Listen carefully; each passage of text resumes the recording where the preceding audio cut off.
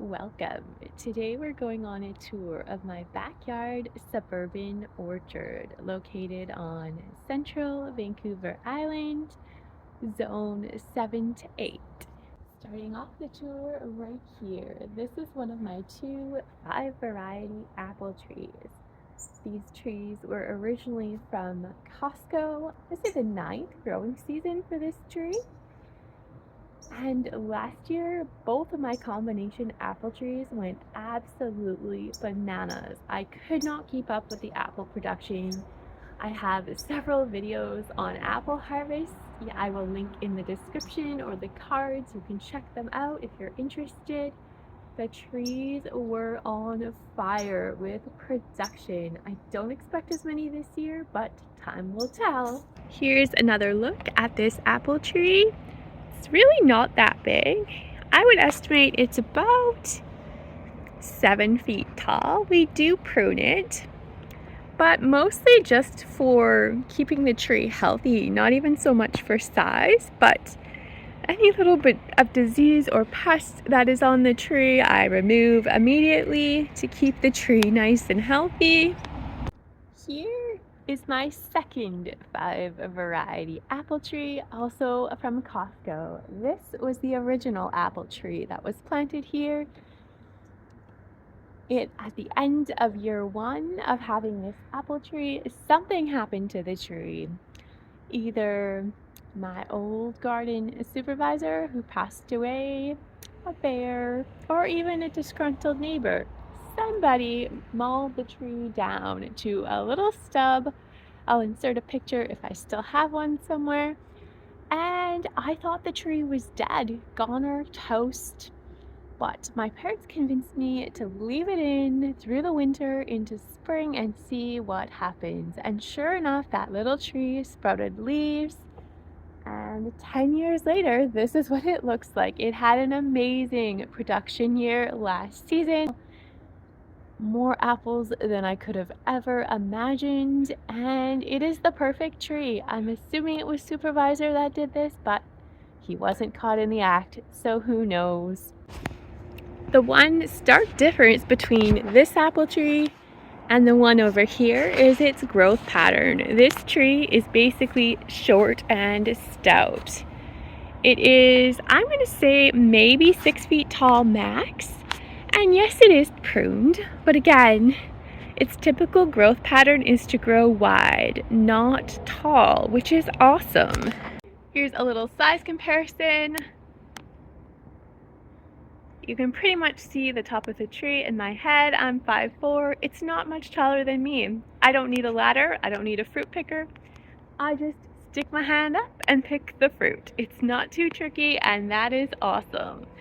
So whoever mauled my tree, thank you. It worked out for the better. Before we move on to another tree in my backyard orchard, we're going to stop and do a little taste test. If you're new to my channel, I have been experimenting with taste testing edible flowers over the last year. And I realized I have a lot of edible flowers in my garden that I have never tried. And one of those is the apple blossom. So I'm going to try my first ever apple blossom with you. We're just gonna pick a random blossom here, right here, and give it a taste test.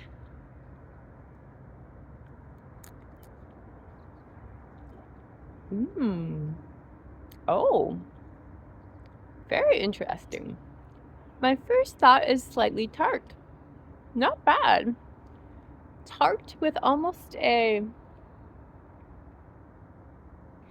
want to say, I'm getting kind of a salad vibe, but with like a tartness to it. It's really not bad.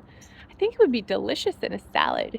Not what I expected. I fully expected a floral taste because that's what everything online says apple blooms taste like. So I'm a little bit confused by that, but in a good way. Not a bad taste at all. Probably quite nutritious. So that is my take on my first ever apple blossom taste test. Next, we're going to check out a tree that I've got a few questions about over the last year or so, and that is my nectarine tree. This is a dwarf nectarine tree, and let me show you how it's doing. It is planted in this slope garden with no traditional overhang or protection. It's been in the ground approximately, I'd say, over a year. I can't remember exactly. And it's doing okay. However, this is the first time it's starting to get this peach leaf curl that nectarines and peaches are prone to. So the way that I treat this is the exact same way I treat it on my peach tree. I very gradually remove the diseased leaves and I fertilize the heck out of the tree. I give it sea soil, I give it all kinds of organic matter.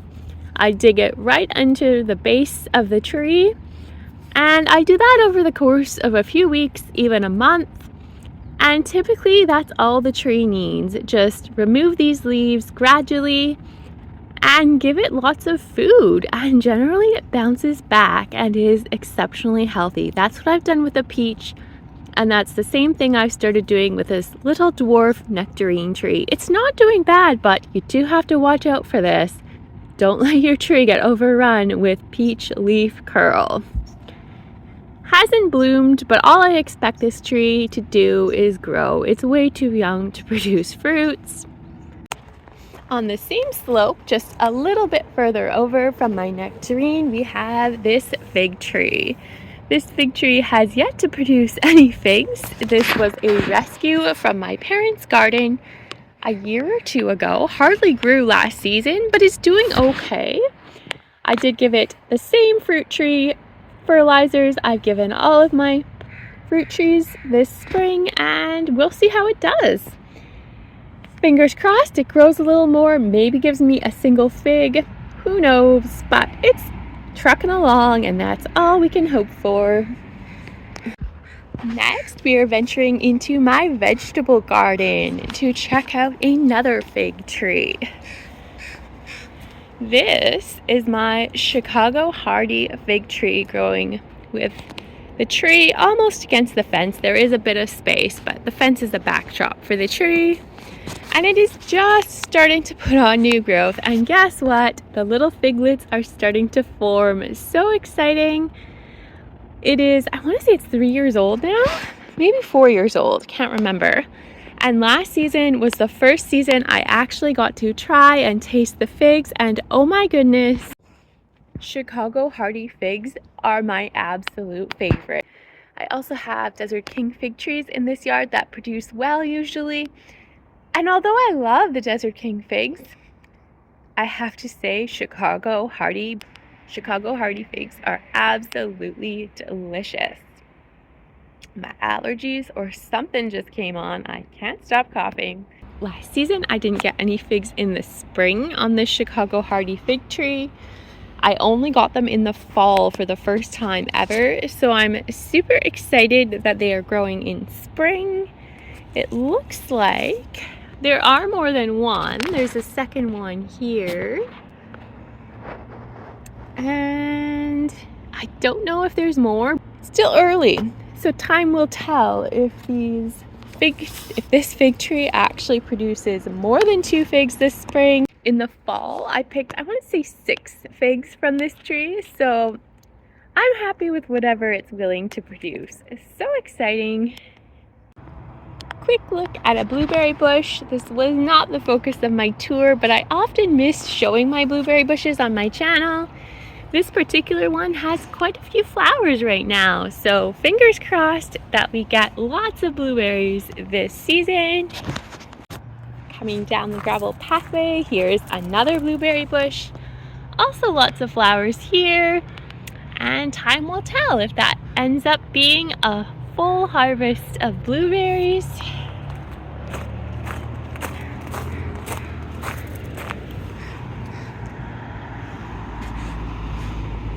Next on the tour, we have this fig tree. This is another mystery fig tree rescued from my parents' garden, and it has yet to produce any figs. Definitely put on lots of growth last season, so fingers crossed it produces this year. No idea what variety it is, but time will tell. Next, we're checking out one of my 2 Desert King fig trees. These trees have definitely produced well since they were planted.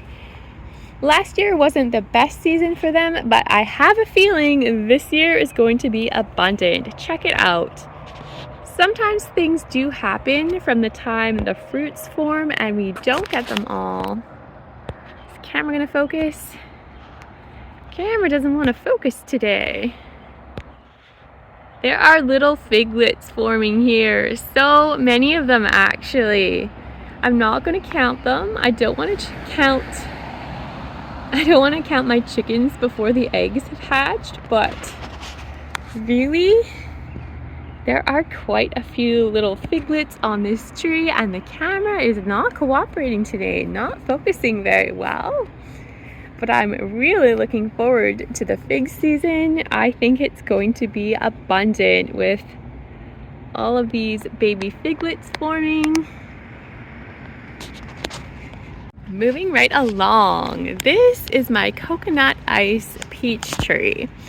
Now, it had a ton of flowers, but I'm not overly optimistic I'm going to have a ton of peaches. Last year was exceptional. I had about 150 peaches on this tree. Absolutely crazy. Before that, I was getting about 7 to 14 per year. This tree is about, well, it was planted in 2020, so I would guess it's 4 years old now? Wow. I thought it was 5 years. I guess it's only 4 years old. Absolutely crazy. And it's starting to get a little peach leaf curl. Let me show you. Here we have the beginning of peach leaf curl. This happens almost every season, and I treat it organically every single season. I gradually remove the infected leaves, just like with the nectarine, and give it a ton of organic fertilizers, compost, all kinds of stuff. Put it under the base of the tree, water it in, and the tree recovers really well. It always happens at this time of the year, and I'm trying to prune it so that most of it is under the overhang. And if we look at the leaves over here, as far as I can tell, the ones over the overhang are not diseased. It's really the ones that come out from over the overhang is where the peach leaf curls start. The overhang makes a huge difference with peach and nectarine trees. So if you're planting a peach tree, be very mindful of the location. Next, we have my second Desert King fig tree. And just like the first, I think this season is actually going to be a pretty good year for figs. There are lots of these little baby figlets forming, as well as the fresh growth coming out of the leaves. Super exciting. This branch has quite a few. Last year, the figs didn't have their best season, but the previous fall, I had given them a massacre. I cut off 40 to 50% of the tree because they were just growing way too tall. They were, I'm going to say close to 10 feet on the one I just showed you, at least, maybe taller. And that's just too tall for a tree in this garden. So we chopped it heavily, and then it didn't produce well the next season, but I think it's rebounded, and that is awesome. Next, we're checking out my 6 variety plum tree, also from Costco. However, I have something to share with you, and it's not good news. Well, I'm not trying to be pessimistic. I have a feeling this tree is dying a slow death. There are so many branches looking like this.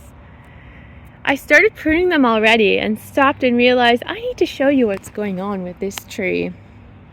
It's had quite a hard life, to be quite honest. One season it produced thousands of plums, and it was only about 3-ish years old. And that season I had to cut about 50% of the tree off, and ever since then it hasn't been nearly as good. The seasons most of the time don't produce that well, and to be honest, it gets a lot of disease. This is new though. Usually it's aphids and or other diseases, but this browning is a new symptom, and it is on a lot of the tree. I can only wonder if the tree is dying. We're going to take a little look at the base of the tree, there is this. Now, I don't know if whatever's going on here is enough to kill a tree. I suspect pests could get in through this, whatever's going on here. I mean, if I can stick my finger partially in, I am sure bugs and other pests could get in there, diseases. I wouldn't be surprised if this tree is dying. I'm not ready to say goodbye to this tree yet. But if the season progresses and more of the tree looks like it's dying, I may just cut it down. I don't know yet.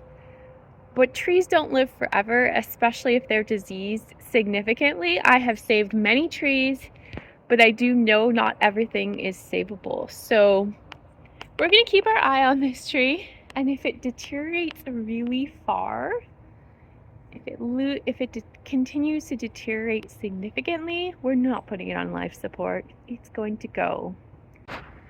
On a brighter note, it still has some flowers and had thousands of flowers this spring. There is hope for it, but I don't know what is going on with it.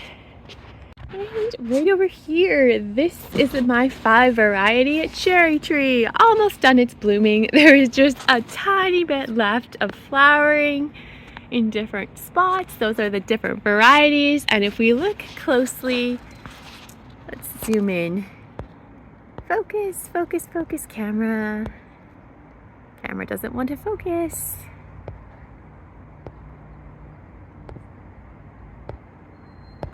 There are cherries starting to form. Not sure if the camera's going to focus, but they are definitely forming, so that is awesome.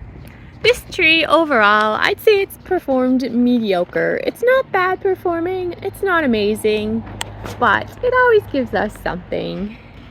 Thank you for watching my spring suburban orchard tour. If you enjoyed this video, don't forget to hit the like button and subscribe to see more of my gardening adventures.